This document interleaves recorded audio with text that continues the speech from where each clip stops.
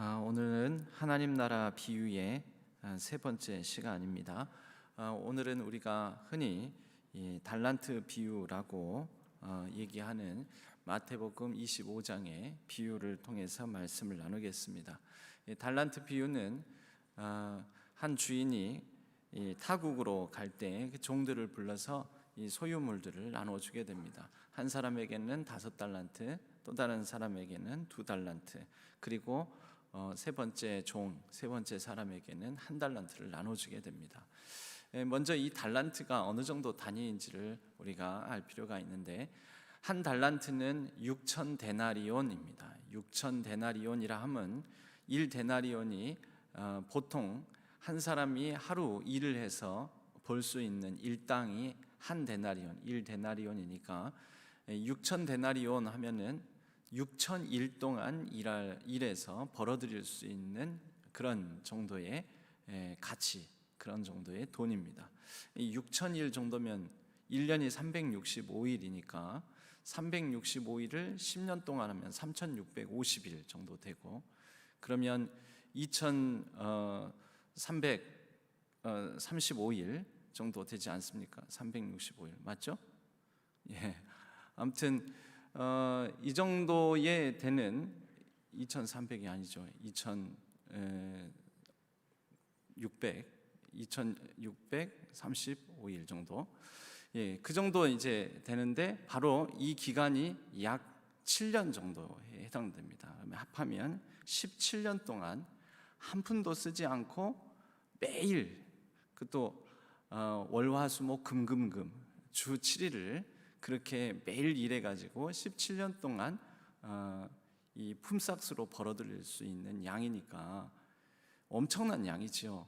그죠? 소비 하나도 하지 않고 다 먹을 수 있는 양이니, 따지고 보면 우리가 주 5일씩 일을 하기 때문에 1년 해봐야 52주 잡아도 5일씩 근무하면은 한 250일 정도 되니까요.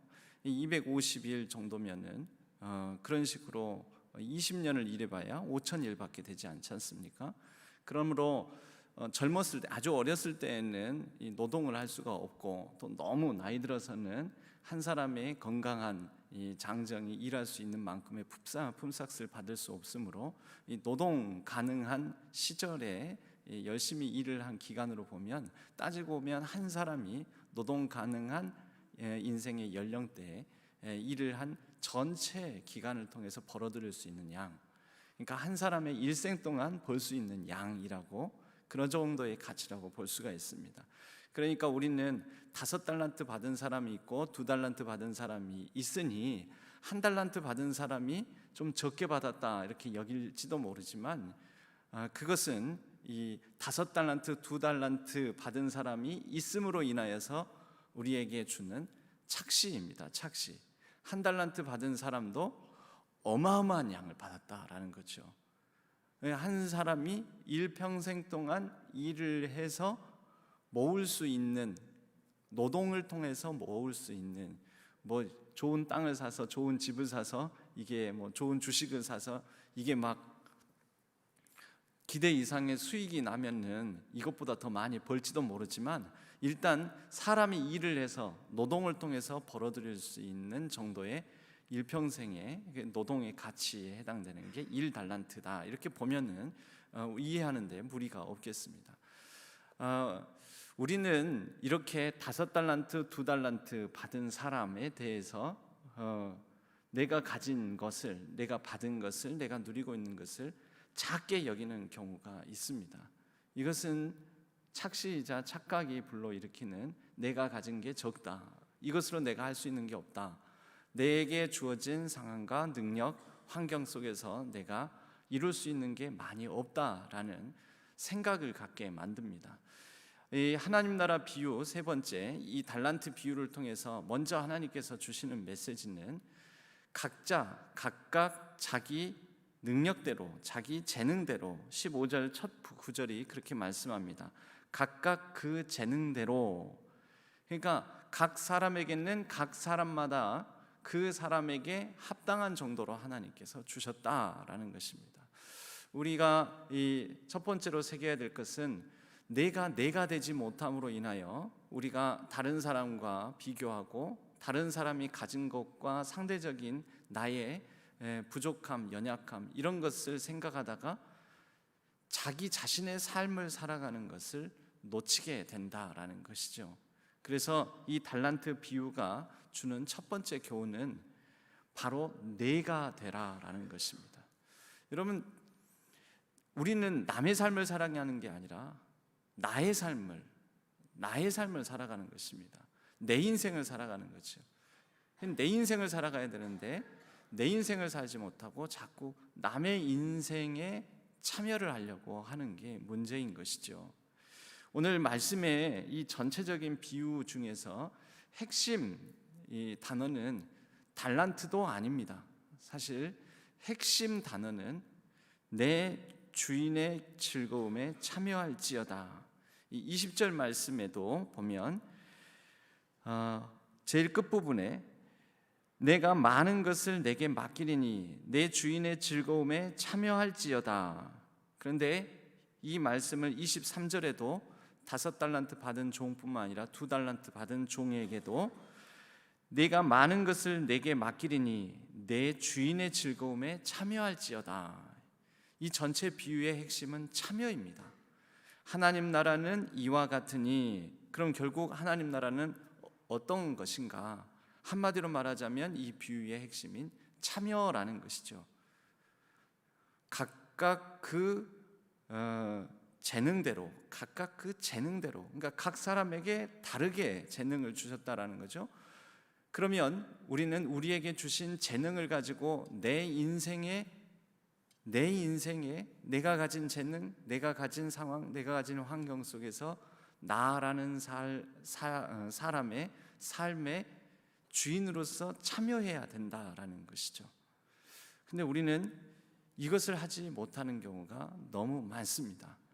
그래서 나 자신을 무시하고 또 숨기고 감추고 또 내가 이런 내 형편에서 내 상황에서 할 수 있는 게 뭐가 있나 해서 아무것도 하지 않는 게으름, 나태 이런 것에 쉽게 빠져들고 젖어듭니다.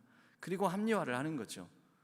무엇을 두려워서 못하고 무엇을 염려해서 못하고 내가 이거 해봤자 아무런 그 가치도 의미도 발생하지 못할 것 같아서 해봤자 무슨 소용이 있겠나, 무용지물이다 이런 생각으로 자기 자신을 합리화를 합니다. 그 모든 것이 자기 인생을 살지 못하는 그런 방식입니다. 그런데 5달란트 받은 자와 2달란트 받은 자는 이렇게 살아갑니다. 16절에 보면 5달란트 받은 자는 바로 가서 그것으로 장사하여 2달란트 받은 자도 17절에 보면 2달란트 받은 자도 그같이 하여 그런데 비교하자면 18절에 보면 1달란트 받은 자는 어떻게 합니까?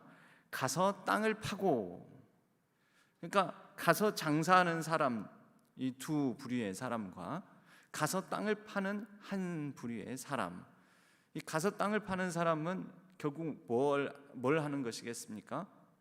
감추고 숨겨두는 것이죠. 예전에는 보물을 어떤 다른 전쟁이 많고 또 이민족의 침입이 많으면 피난을 떠나면서 자기 집에 있는 보물을 자기 집 밭에 자기만 아는 표식을 남겨두고 자기가 아는 그 밭에 땅을 파고 묻어두고 떠났습니다. 누구만 합니까? 나만 아는 거죠.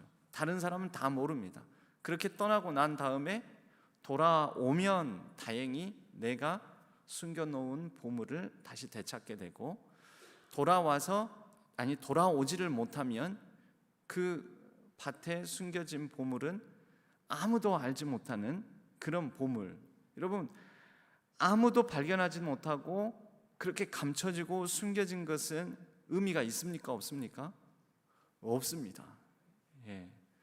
여러분, 돈을 많이 가지면 그 사람이 행복한 삶을 살까요? 많은 돈이? 아니죠.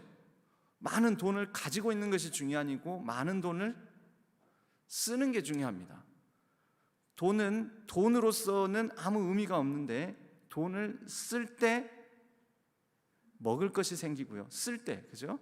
돈을 쓸 때 입을 것이 생기고 돈을 쓸 때 가치가 발생합니다. 모든 것은 써야 됩니다. 쓰지 않고 나는 집에 산더미처럼 많은 돈이 있다.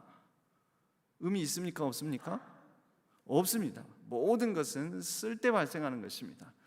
감춰져 있는 보물 그 자체는 의미가 있습니까? 없습니까? 없습니다. 지금 가서 땅을 파고 묻어놓은 이 1달란트는 아무런 의미가 없습니다. 아무런 의미가. 이것을 인생으로 삶으로 말하자면 자기의 삶을 나답게 살지 못하고 내가 되지 못하고 내게 있는 모든 것들을 나는 아무것도 할 수 없다 해서 그냥 감춰두고만 있으면 아무 의미가 없습니다. 뭘 해야 됩니까? 써야죠. 어떤 방식으로든지 시도하고 노력하고 또 이것을 누군가를 위해서 쓰든지 어떻게든지 사용을 해야 됩니다. 그 사용, 쓰임, 이것을 뭐라고 할까요? 참여라고 말할 수가 있죠. 이 비유의 핵심은 참여입니다. 참여. 5달란트 받은 자와 2달란트 받은 자는 참여합니다. 참여라는 것은 쓰는 겁니다. 일단 쓰는 거. 5달란트든 2달란트든 설령 또 1달란트 받은 이 사람도 1달란트든 쓰는 겁니다. 모든 가치는 쓸 때 발생합니다. 그런데 이 5달란트와 2달란트 받은 사람이 쓸 때 이들은 생각하기를 주인이 맡겼다. 이게 적지 않은 돈이다. 적지 않은 가치다. 그런데 주인이 나에게 맡겼다. 왜? 믿고 맡겼다. 왜? 각각 재능대로라고 했으니까 5달란트 받은 자를 주인이 알고 맡기셨다. 그분은 나를 아신다. 5달란트 받을 만한 능력과 재능이 내게 있다고 생각하고 맡기신 것이다. 이것은 주인이 나를 알고 주인이 나를 신뢰하고, 그런데 무엇을 하라고는 하지 않았습니다. 뭡니까? 주인이 신뢰와 그리고 그 사람을 알아보고 신뢰함으로 자유를 주신 것이죠. 주인이 신뢰와 자유를 주신 것에 대해서 5달란트, 2달란트 받은 종은 그 주인께서 믿고 나를 신뢰하고 맡기신 것에 대해서 그 자유의 자유함으로 헌신을 하게 되는 것이죠. 바로 이것이 주인이 나를 믿고, 그러므로 나도 주인께서 나를 믿고 맡기신 것에 대한 믿음으로 주인의 즐거움에 참여하고 있다라고 말할 수 있지요. 그러니까 이 달란트를 통해서, 달란트를 사용해서 5달란트를 또 남김으로 주인의 즐거움에 참여한 결과가 나온 것이 아니고, 이들은 이미 주인의 즐거움에 참여하고 있는 것입니다. 5달란트 받은 종이나 2달란트 받은 종이나 이미 주인의 마음을 품고 주인이 내게 주신 삶을 주인께서 원하시는 방식으로 주체적으로 그 주인이 주신 자유로 주인이 나를 신뢰하고 있다는 믿음을 가지고 그렇게 살아내는 것입니다. 바로 그것이 하나님 나라다. 그런데 반면 1달란트 받은 종은 가서 땅을 파고 묻습니다. 감추어 둡니다. 이 감추어 두면 뭘까요? 결국은 주인이 왜 내게는 1달란트만 줬을까? 그리고 내가 이거 잘못 사용하면 주인은 어떤 분인가? 아주 무서운 분이다. 24절에 보면 1달란트 받은 자가 주인에 대한 인식을 이렇게 합니다.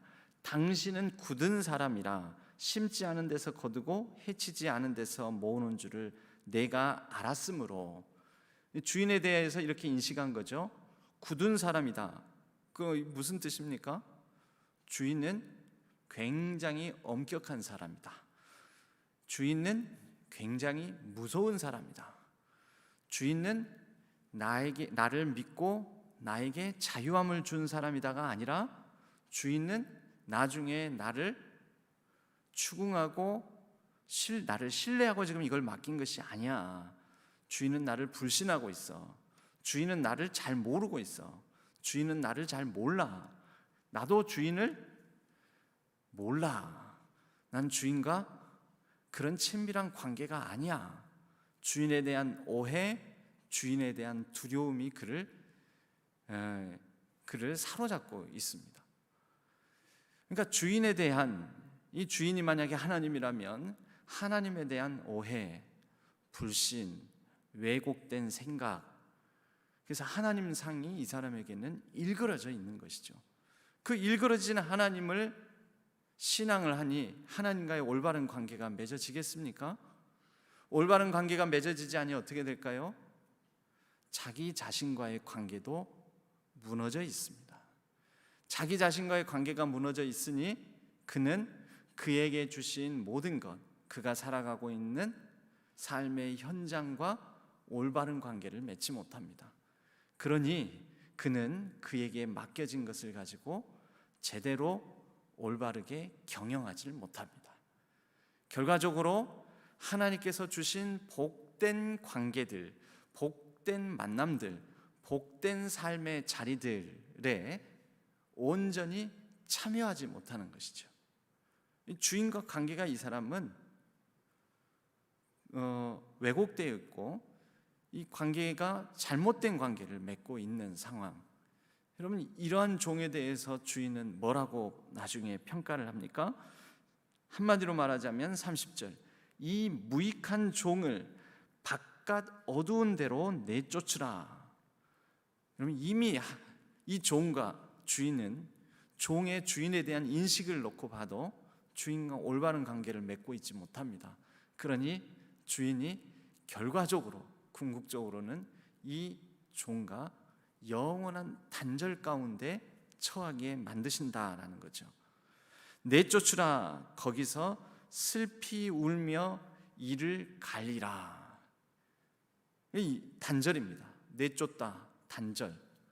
주인과의 그 잘못된 관계를 통해서 결과적으로 주인과 올바른 관계를 맺고 있지 못하고 주인과 잘못된 관계 속에서 끊어져 있었던 사람은 이제 주인으로부터 완전히 내쫓겨져 영원한 단절 가운데 처하게 될 거라는 것입니다. 여러분, 우리는 이런 이유 저런 이유를 통해서 자꾸 숨습니다. 내게 주어진 상황에 불만족해서 이건 내가 원하는 것이 아니다라고 해서 내게 주어진 이 재능이 나는 이 정도의 연약함과 부족함을 가지고 내가 어떻게 사느냐라고 해서 내가 살아가는 이 현실이 만족스럽지 못해서 내가 왜 이 땅에 태어났을까 해서 내가 왜 이 시대에 태어났을까 해서 그래서 이 모든 것들이 우리로 하여금 주인의 마음에 합당하게 주인 되어서 이 상황, 이 시대, 이 역사 또 내게 주어진 모든 상황과 환경 속에 주인 되어서 살지 못하게 한다라는 거죠. 이 달란트 비유는 우리로 하여금 주체적으로 나의 삶에 주인의 기쁨에 참여하는 삶으로의 초대하는 말씀입니다. 그럼 주인이 하나님께서 우리를 어떤 삶으로 초대를 하셨습니까? 일단 내가 누구인가? 나라는 사람, 나라는 인생 삶에 나를 초대하셨습니다. 내게 주어진 모든 삶은 우리는 그렇게 믿습니다. 하나님께서 주셨다. 하나님께서 보내주셨다. 나에게 주어진 모든 소유물 하나님께서 주신 것이다.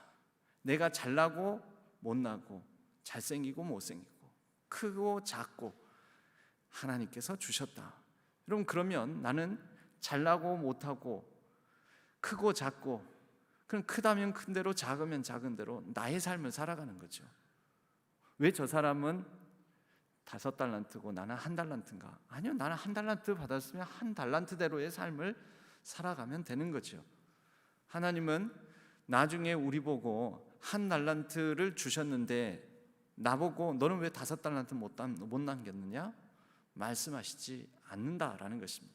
즉 나를 보고 너는 왜 너의 삶을 살지 못하고 또 다른 사람처럼 살지 못하고 왜 다른 사람처럼 이만큼은 못했느냐, 이렇게 말씀하시지 않는다라는 거죠. 하나님께서 우리에게 물으시는 것은 너는 왜 너의 삶을 살지 못했느냐, 너의 삶을 왜 못 살았느냐, 너가 누구인지, 너에게 주어진 것이 무엇인지 왜 그것을 분별하고 인식하며 살지 않았느냐, 그것을 물으신다라는 것입니다. 그리고 하나님께서 우리로 하여금 주인의 기쁨에 참여하는 삶으로, 두 번째로는 바로 지금의 삶을 살아가라고, 지금에 참여하라고 하십니다. 지금 하나님은 항상 오늘 바로 지금의 하나님이십니다. 그래서 하나님께서 우리의 죄를 사해 주신다라는 표현을 흔히 이렇게 표현하지 않습니까? 하나님은 옛적일을 기억하지 아니하시며, 그러니까 과거로 말미암아 과거에 발목 잡혀서 살아가는 삶을 하나님은 기쁘게 여기시지 않는다라는 거죠. 그런데 우리는 자주 과거에 발목 잡힙니다. 그리고 그 과거에 나의 실수와 실패와 여러 가지 상처와 아픔들이, 그것 때문에 나는 오늘 지금 여기 제대로 못 살아. 그것 때문에 지금 삶이 망가졌어. 내가 그 전에 실수하고 실패했던 것 때문에 나는 다시 해도 되지 않을 거야. 이렇게 살아가면서 우리는 지금 여기의 삶을 살지 못하지 않습니까? 하나님은 옛적 일을 기억하지 말라라고 하시고 바로 오늘 나의 하나님, 나의 아버지 되어주셔서 우리가 지금 여기에서의 삶을 살아가게 만드십니다. 바로 지금 여기라고 말씀드렸는데, 이제 세 번째로는 여기에서 살라고 하십니다. 여기. 우리는 자꾸 거기를 바라봅니다. 거기. 산 너머 저쪽 저기 멀리에 뭔가 행복이 있다라고 생각합니다. 행복은 저기 멀리에 있지 않습니다. 행복은 바로 지금 여기에서 내가 어떻게 살아가는가가 바로 지금 여기의 행복을 나에게 줍니다. 산 너머 저쪽 저기 멀리 무지개가 있다고 그곳을 향해 남 따라갔다가 눈물만 흘리고 돌아온다라는 시가 있습니다. 남 따라갔다가, 여러분 저기 멀리에 있지 않습니다. 우리의 행복은 여기에 있습니다. 여기. 왜요? 하나님은 여기에 함께 하시기 때문입니다. 하나님께서 나의 인생의 행복도 여기에서 주십니다. 여기에서 행복하지 못한 사람은 거기 가도 불행합니다. 돈을 많이 가지면 행복할 거다. 근데 돈을 많이 가져도 불행합니다. 내가 저 집에 살면 행복할 거다.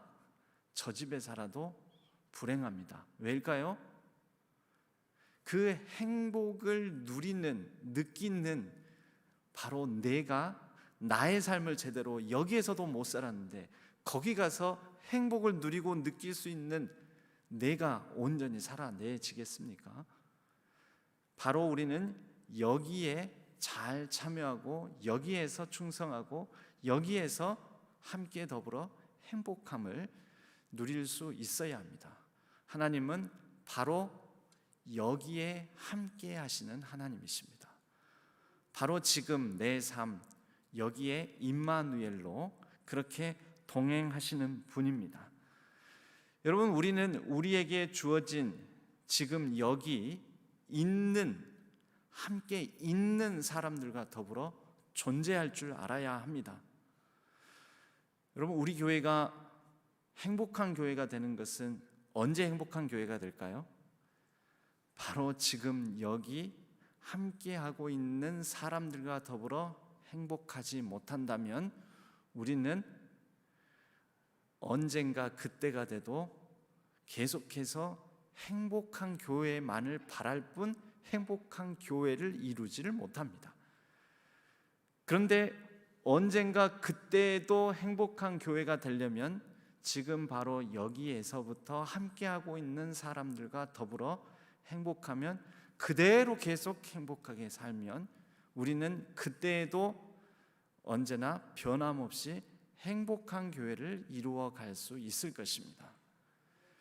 우리는 나로서 하나님이 나를 사랑하신다, 나를 신뢰하신다, 하나님이 나를 아신다, 나를 아시고 내게 이러한 모든 것들을 허락해 주셨다. 그럼 내게 주신 것을 가지고 나는 지금의 삶을 살겠다. 그리고 지금 여기에 함께 하시는 하나님과 더불어 그분의 기쁨과 즐거움이 무엇인지 헤아리며, 그럼 나는 무엇을 할 것인가? 바로 여기에서 함께 존재하는, 함께 하고 있는, 모든 함께 살아있는 사람들과 더불어 윤동주 시인처럼 지금 모든 죽어가는 것들을 사랑해야지. 근데 죽어가는 것들이 뭘까요? 죽은 것이 아니죠. 죽어가는 것들, 사실은 살아있는 모든 것들은, 살아있는 모든 생명은, 살아있는 모든 사람은 늙고 병들고 죽어갑니다. 윤동주 시인이 말하는 죽어가는 것, 모든 죽어가는 것, 이것은 생명을 살아간다는 뜻입니다.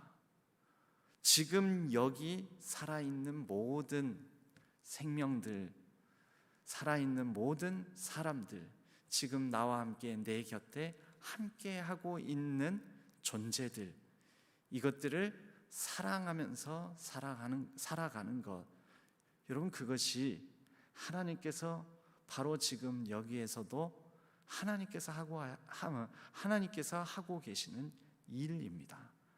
하나님은 이 땅의 모든 생명들을 사랑하십니다. 모든 죽어가는 것들을 사랑하시고 돌보시고 돌아보시고, 그리고 그들과 함께 하십니다. 우리는 그러한 하나님과 더불어 하나님의 기쁨, 하나님의 놀라운 일들에 동참하면서 바로 지금 여기의 삶을 살아갈 수 있다라는 것이죠. 바로 이러한 참여를 조금 사실은 똑같은 말인데요, 앙가주망이라는 단어를 씁니다. 참여하다, 참여. 이 참여를 프랑스 말로 읽으면 앙가주망이라고 읽습니다. 근데 이제 앙가주망이라는 말이 철학자가 쓴 말이어가지고 이게 철학적 개념이 돼버렸는데요, 인간은 바로 지금 여기에 실존하고 있기에, 실존하고 있는 사람이 진짜 존재하는 것은 자신에게 주어진 모든 상황, 때로는 사회 참여, 정치 참여, 또 가치 있고 의미 있는 일들에 참여함으로써 인간은 인간의 실존하는 그 존재 의미와 가치를 드러낸다라는 것이 바로 이 앙가주망이라는 말에 담겨져 있는 뜻입니다. 여러분, 우리는 우리의 가치를, 의미를 어떻게 드러낼까요? 내게 있는 여러 많은 재능들이 있다면, 우리가 흔히 제가 예전에 과외하러 가면 이 과외를 의뢰한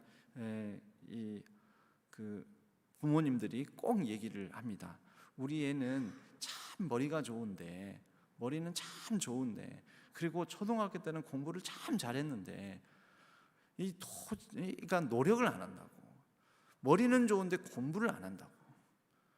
이 말은 다시 표현하면 뭡니까? 재능은 있는데 쓰지 않고 있다는 것 아닙니까? 안 쓰는 거. 그럼 그게 뭘까요?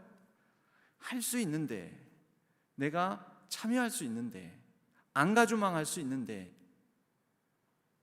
이것을 그대로 감춰두고 묻어두고 숨겨두고 있다는 거잖아요. 여러분, 이 사회가 나아지는 방법도 뭐였을까요?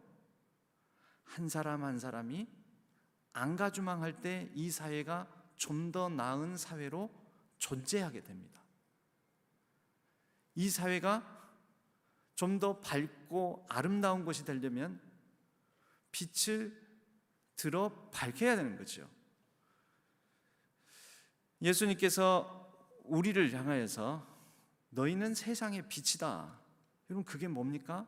그게 안가주망입니다. 참여. 너희는 세상의 소금이다. 근데 소금이 많이 맛을 내지 못하면, 짠맛을 내지 못하면 쓸데없어 밟힐 뿐이다. 길가에 버려져 밟힐 뿐이다. 그게 뭡니까? 참여하지 않으면 아무것도 소용없다라는 것입니다.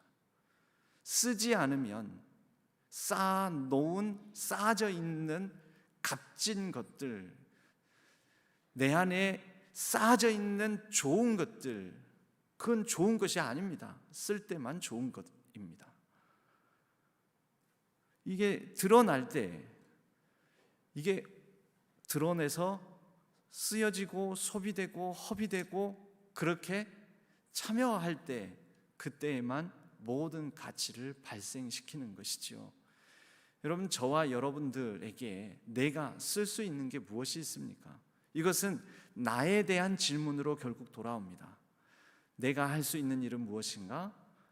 내게 쓸 수 있는 가치는 내가 무엇을 가지고 있는가? 그런데 가지고만 있으면 소용없고 이것을 어떻게 쓸 것인가? 어디에 쓸 것인가? 바로 지금 여기. 그래서 내가 어떠한 의미와 가치로 존재할 것인가? 하나님 나라 비유는 우리에게 그것을 묻습니다. 그렇게 쓰고 그렇게 사용하고 그렇게 바로 지금 여기의 삶을 살아가는 그러한 방식으로 우리는 하나님 나라에 참여하는 것이고, 그렇게 하나님의 나라에, 하나님의 기쁨에 우리는 같이 참여하는 삶을 살아갈 수 있습니다.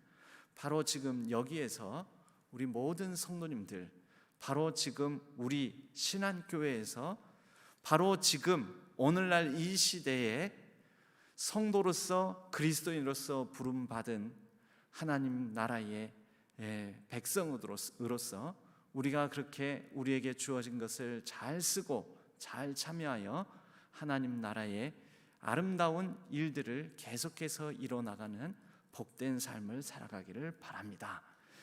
올해도 이제 다 지나갑니다.